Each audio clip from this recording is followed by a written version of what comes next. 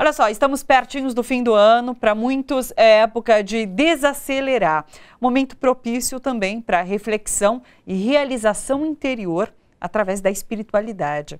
E nessa busca pela autotransformação, a prática da meditação e da yoga promete trazer equilíbrio para o corpo e a mente.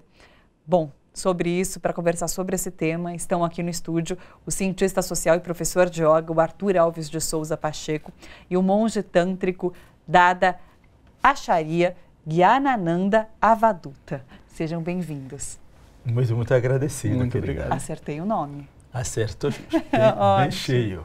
Quando a gente fala sobre yoga, a gente até comentava, muitos dizem que é uma prática para quem é mais calmo, para quem tem essa tranquilidade, mas não, é para todo mundo, certo? Com certeza, yoga é para todo mundo, uma prática antiga, né, milenar. Ela entra na prática humana quando o ser humano quer compreender a si mesmo e seu meio ambiente.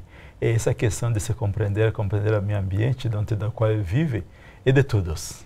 Ou seja, a yoga é muito mais do que um simples exercício, tem toda uma filosofia por trás. Sim, tem tudo uma pesquisa. A pesquisa começou há 15 mil anos. Ela foi andando, 7 mil anos atrás, apareceu um cara chamado de Shiva, aí ele sistematizou o yoga.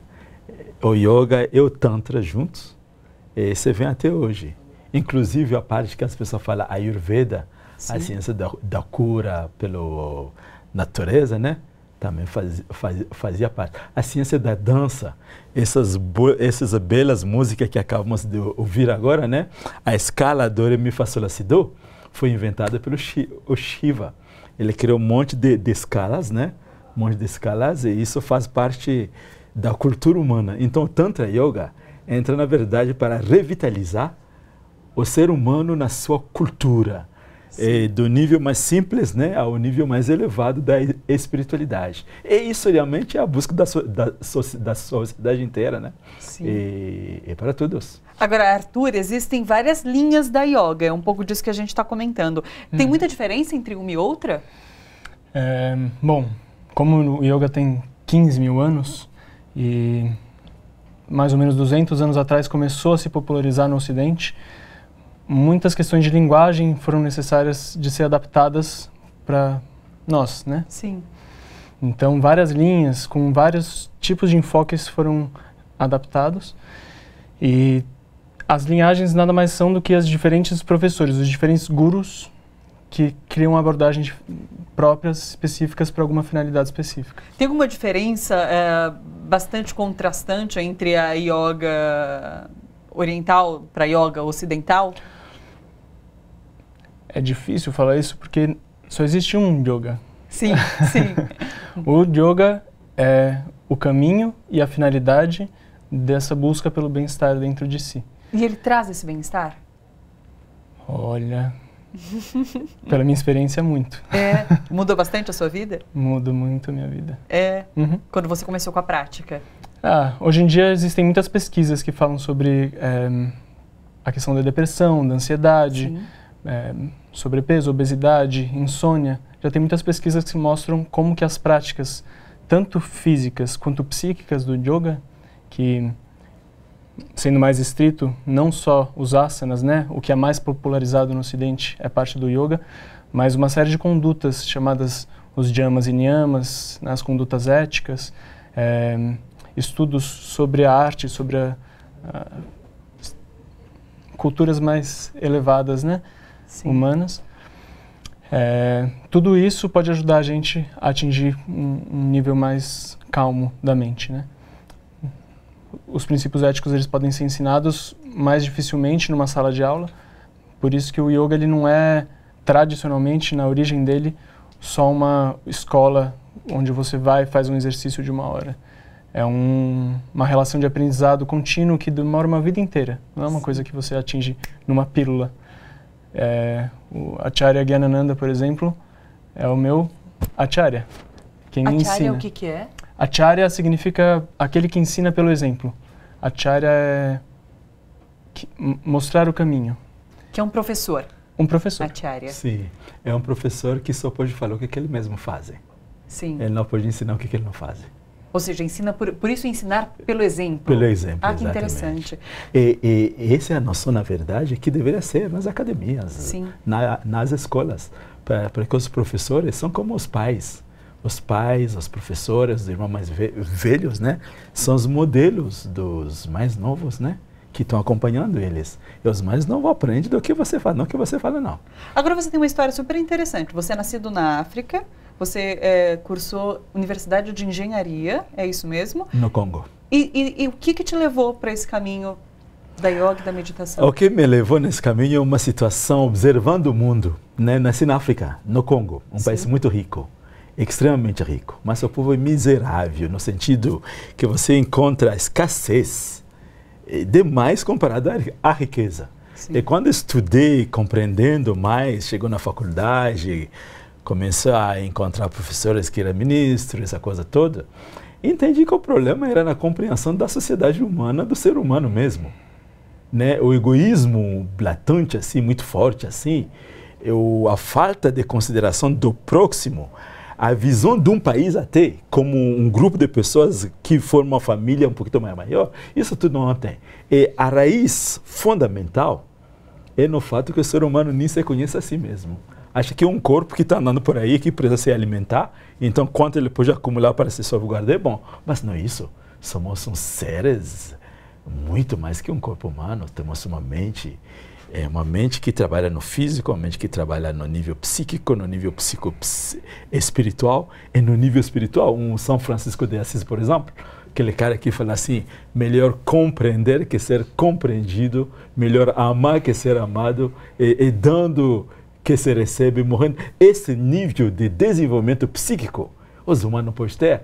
Então, eu compreendi que na educação faltou alguma coisa. Sim. Porque as universidades, as famílias, não capacitam os indivíduos para ser completamente seres humanistas no mínimo. Claro. Nem mínimo humanista. No tanto, nós falamos de não humanista. Significa um cara é humanista e acrescenta esse aspecto espiritual, ao ponto de ter o amor para as plantas, para os minerais, para os animais. Amor para todos, sem distinção de raça, de altura, de tamanho, de riqueza e tudo. E é possível buscar essa transformação através do yoga? Então, aí que entramos nesse assunto especial. Aí, como estamos falando aqui da meditação, sim, você pode considerar o ser humano como massa de energia, de frequência. Esse corpo humano é nada mais que átomos e moléculas. Então, tem frequências. E dentro desses átomos e moléculas, né, a mente humana se ajusta com ela. E também tem uma só frequência. E no centro desse, tem o que chamamos consciência suprema. Consciência divina. No linguagem mais simples, o pessoal fala de alma, que é a manifestação de Deus. Essa é a única coisa que é permanente. Tudo o resto muda. O corpo muda. Quando eu cheguei aqui, a minha barba era igualzinha dele, bem pretinho, bem bonitinho assim, né? Agora está branco, esse corpo está começando a envelhecer, a minha mente está começando a esquecer alguma coisa, está começando a ficar velho. Mas eu sou mesmo quando eu nasci, quando era jovem lá na faculdade, e continuo jovem hoje, não, a barba não pode enganar não, né? E quando você está com 200 anos, vou continuar sendo eu. Esse eu permanente, essa é a nossa identidade. Sim. E esse eu permanente, ele circula através do tempo, de lugares. E quando você medita, o que você faz?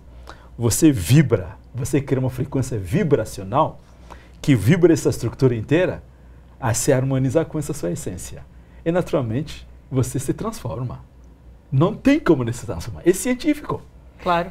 E o Arthur, como professor de yoga, é um pouco de querer passar esse aprendizado para fazer com que outras pessoas vibrem dessa forma e consigam transformar a sociedade? Existe essa vontade?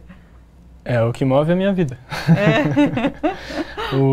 Que nem ele estava falando dessa questão energética, vibracional, né?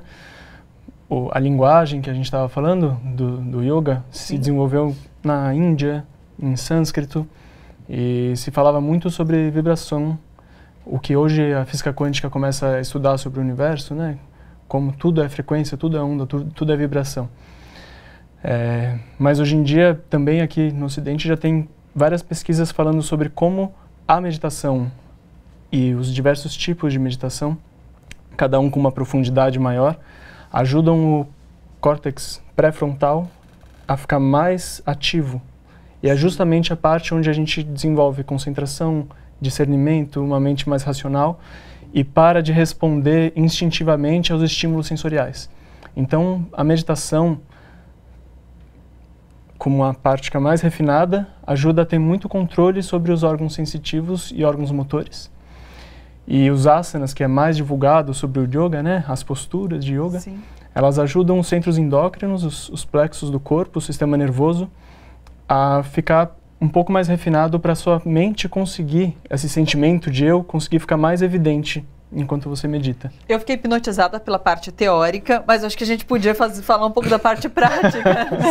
Sim. Dá pra gente fazer alguma coisa, demonstrar alguma coisa que as pessoas que estão em casa também possam se inspirar a fazer? Sim.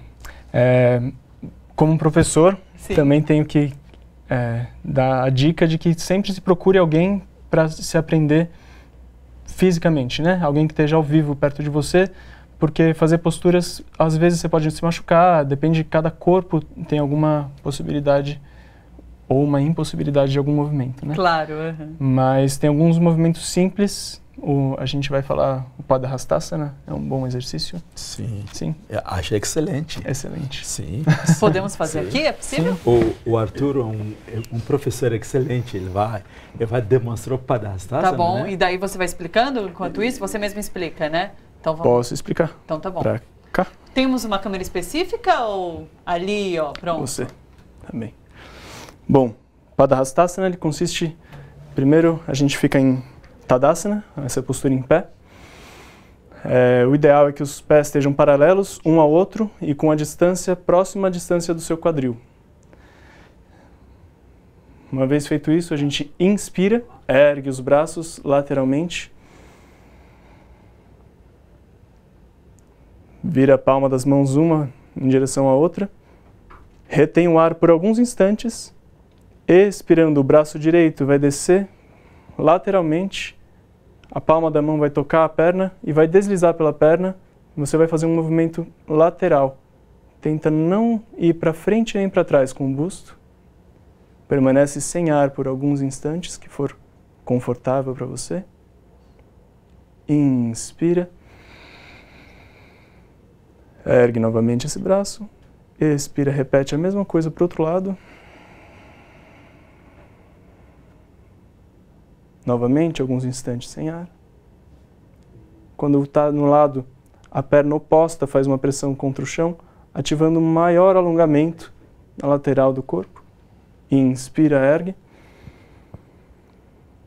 Expira, vai fazer uma flexão para frente a partir da bacia. Então, o sacro ilíaco vai estar ativada, vai tentar descer as costas retas para frente.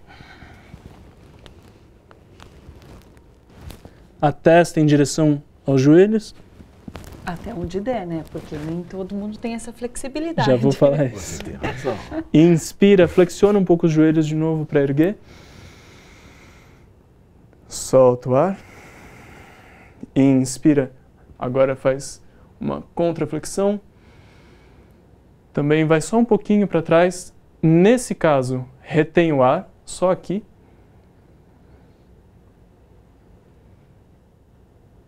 E novamente expira, desce, toca o chão e já inspira, sobe.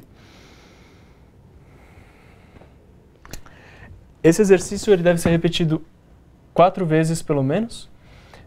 O ideal é ficar 8 segundos sem ar, quando vai para um lado, quando vai para o outro, quando vai para frente, quando vai para trás, para cá agora. E quando vai para trás, retém o ar 8 segundos. Daí só expira, desce, inspira, sobe. Cada pessoa vai ter uma amplitude do movimento. Por isso que eu falei, procura um professor. É sempre melhor ter alguém te instruindo, principalmente no começo, para você não se machucar. Então, o quanto que eu fui para um lado, o quanto que eu fui para o outro, é uma facilidade minha aqui, hoje. A sua facilidade pode ser menos e não tem nenhum problema. O principal ganho é a pressão que você faz nas suas suprarrenais, né, nas glândulas adrenais, e no pâncreas. Essa pressão, essa contração nesse plexo nervoso, tem um sistema nervoso riquíssimo aqui, que no yoga é chamado de Manipura Chakra. Ele vai ser contraído e vai ser massageado por esses 4 movimentos. E isso ajuda a controlar a produção de cortisol. Então, quem é muito ansioso, muito estressado no trabalho, que nem hoje em dia a gente estava falando, né? As pessoas são instigadas a trabalhar e ficar estressadas. Ou seja, é um movimento que a gente pode fazer em qualquer parte do nosso dia. Então, pode ser durante o trabalho, eu paro ali uns minutinhos para fazer e traz essa calma, essa tranquilidade no nosso dia. Pode. É sempre bom lembrar também, por esse asana ser um asana que tem uma intensa contração dessa região da barriga, das vísceras abdominais, não é bom fazer depois de comer. Ótimo. Uhum. Ou depois de tomar muito líquido. Sim. Então tem que tomar esse cuidado. E, bom, em geral, se você tomar café logo antes de fazer, o benefício não vai ser tão grande.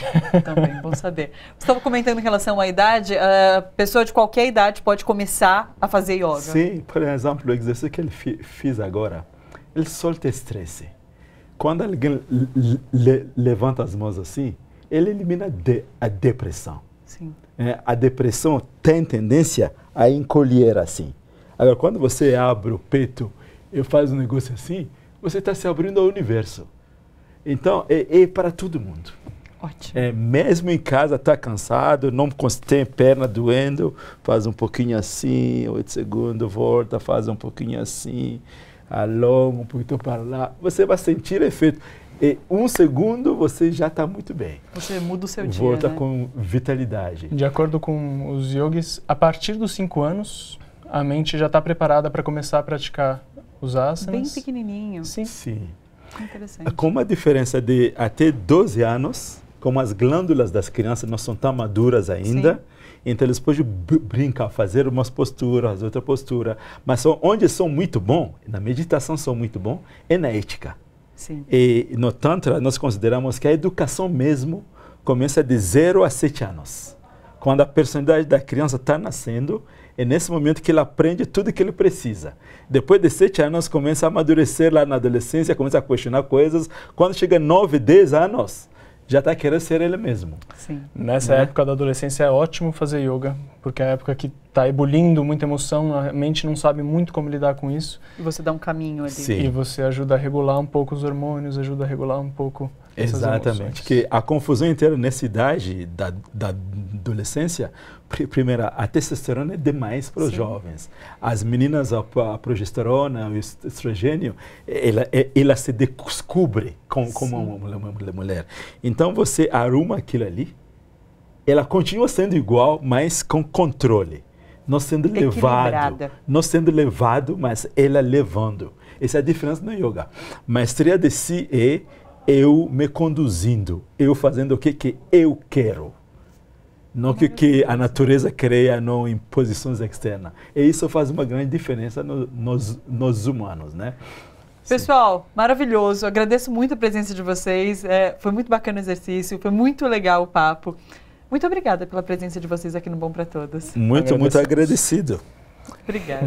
Não se esquece de seguir as nossas redes sociais, é muito importante. Só assim você receberá as notificações e as novidades da TVT. É só acionar o sininho. Em todas as redes estamos como Rede TVT. Curte a gente!